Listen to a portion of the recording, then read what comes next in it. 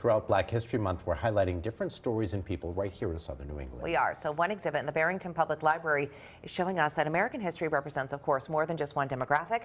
NBC 10's Kennedy Buck joins us live in our studio and shows us how the smallest state is having such a large impact. Hi, Kennedy.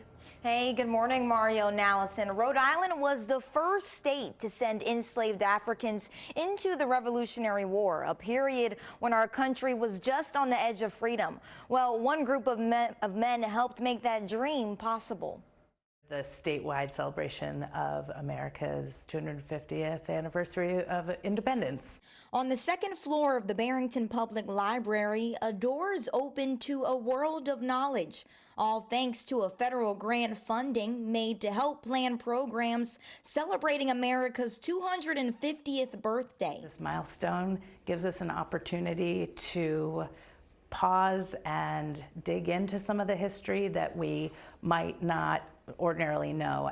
And you can't mention American history without Black history. Rhode Island was the first state to send enslaved Africans into the Revolutionary War, a group that famously went on to become known as the Black Regiment in 1778. Most of those men were African born and maintained African identities and customs before, during, and after the American Revolution.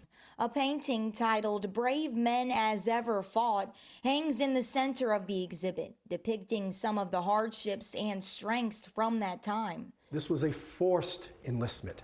It was not a voluntary enlistment. In American history, it's important to recognize that many of the people who served and fought and bled and died for the American Revolution didn't necessarily look like George Washington. Over 5,000 men fighting for a country that still didn't recognize them as people. But Rhode Island started a movement as one of the first states to abolish slavery. And they begin to recognize very rapidly that having enslaved human beings is incongruous to the ideals of this new Constitution in this new country. Centuries later, this exhibit serves as a reminder that some untold stories will never truly be forgotten. The stories are there. They're all there. It's just a matter of the audience willing to take a chance and think outside the box. Now, it was a long time before these men were even discussed and recognized for their contributions to make the United States what it is today.